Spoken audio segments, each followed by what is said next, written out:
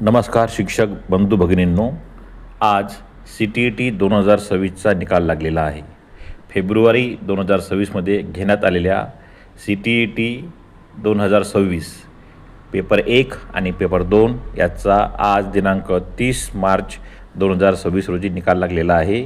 यामध्ये उत्तीर्ण झालेल्या सर्व शिक्षक बंधू भगिनींचे मी सर्वप्रथम हार्दिक अभिनंदन करतो. परंतु यामध्ये आपले काही शिक्षक बंधू भगिनी यांचा पेपर 1 आणि पेपर 2 यामध्ये उत्तीर्ण झालेला नाही आहे किंवा तो निघालेला नाही आहे. तर अशा शिक्षकांनी आता पुढे काय करावे, तर यासाठी आपण आजचा व्हिडिओ तयार केलेला आहे. तर पहा की सर्वात महत्त्वाचा विषय म्हणजे आपल्या महाराष्ट्र शासनाने TET 2026 याची घोषणा केलेली आहे आणि जून 2026मध्ये TET 2026चा पेपर महाराष्ट्र शासन घेणार आहे. पण तत्पूर्वी आता या CTETमध्ये आपल्याला कमी गुण का मिळाले किंवा आपण नफा याच्यावरसुद्धा आपण चर्चा करणे आवश्यक आहे.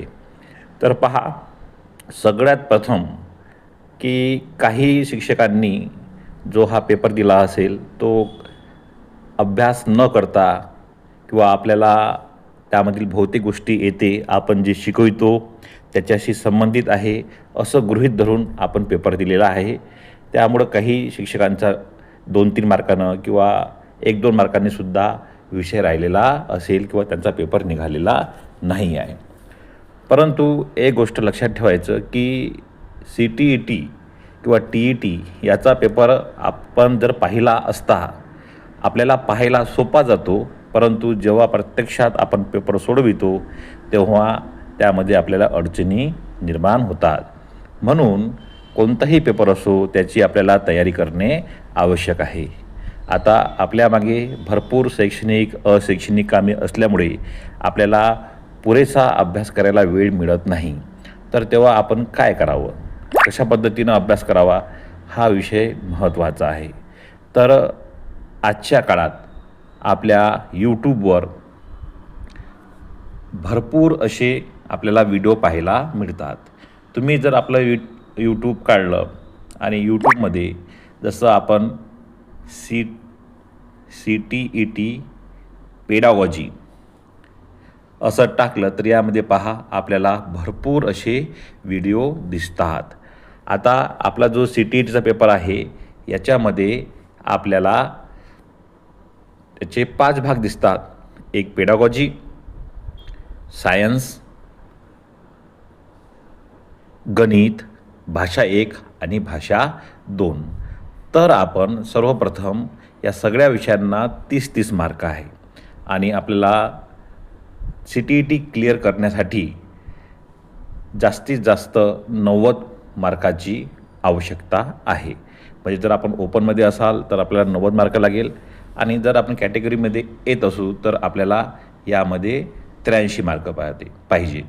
तर पहा, आपण जर आपल्याला वेळ मिळत नसेल तर आपण फक्त जर आपल्या प्रत्येक घटकाशी संबंधित जर व्हिडिओसुद्धा बघितले आणि त्याचे जर आपण नोट्स काढले तर आपण सहजरित्या CTET पास होऊ शकतो. कारण पहा,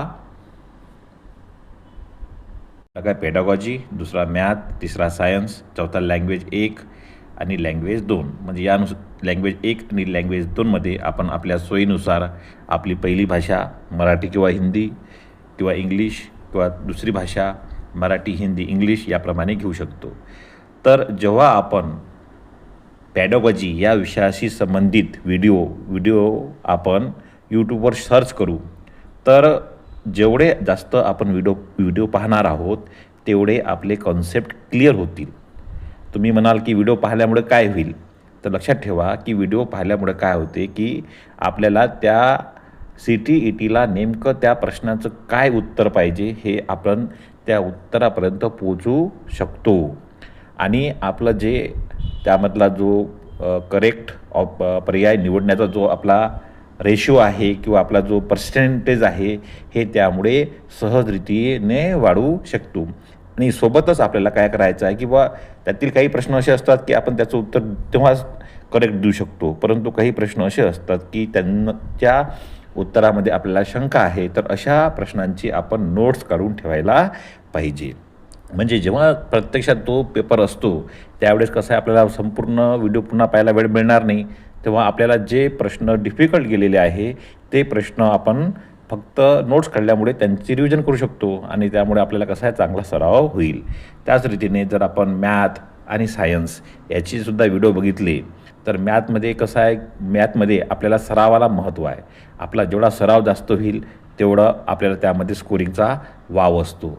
सायन्समध्ये आपण नुसते व्हिडिओ बघितले तर त्यामध्ये आपल्याला त्यातील जे काही म्हणजे बेसिक गोष्टी असतात की ते आपल्याला येतात, परंतु आपल्याला असं वाटते की हे प्रश्न विचारले जाणार नाही, एवढे सोपे विचारतील काय. तर असे प्रश्न कसे त्यामध्ये सांगितलेले आहे, त्याचे ऑप्शन कसे असतात हे आपल्याला त्यामधून म्हणजे शिकायला मिळते. आणि लक्षात ठेवायचं की आपला पेपर जरी 1 ते 5चा असला तरी त्यामध्ये प्रश्न हे इयत्ता 7वी 8वीपर्यंत येऊ शकतात. म्हणजे मॅथ आणि सायन्स याचे जे प्रश्न आहेत ते इयत्ता 7 ते 8वीपर्यंत येऊ शकतात. त्यामुळे आपल्याला त्याप्रमाणे तयारी करणं आवश्यक आहे. आता लँग्वेज 1 आणि लँग्वेज 2 तर यामध्ये लक्षात ठेवायचं आहे की या दोन्ही लँग्वेजमध्ये जे उतार्यावर आधारित प्रश्न येतात ते सोपे असतात, ते आपण सहज देऊ शकतो. त्यामधील ग्रामरसुद्धा एवढा हार्ड नसतो आणि त्यामध्ये 15 मार्काचं आपल्याला पॅडोगॉजीवर प्रश्न असतात प्रत्येक विषयावर. आणि जेवढे आपले 5ही घटक आहे यामध्ये प्रत्येक घटकामध्ये किमान 10 ते 15 मार्काची पॅडोगॉजी असते. म्हणजे जर आपण पॅडोगॉजी या विषयावर जास्त भर दिला तर जवळपास आपल्याला त्यामध्ये आपण 50-60पर्यंत स्कोरिंग करू शकतो आणि उरलेलं जे आपल्याला मार्क पाहिजे ते बाकी विषयात मिळू शकतात. म्हणून आपण जास्तीत जास्त व्हिडिओ पाहून, यूट्यूबवरचे व्हिडिओ पाहून त्याचे नोट्स काढा आणि अशा रीतीनं आपण नेक्स्ट जी CTET येईल ती निश्चितच पास होऊ. परंतु तत्पूर्वी आपल्याला महाराष्ट्र शासनाची TET परीक्षा पास व्हायची आहे. त्याचं जर सुद्धा आपण या पद्धतीनेच नियोजन केलं तर त्यामध्ये आपण सहजरित्या यशस्वी होऊ. धन्यवाद.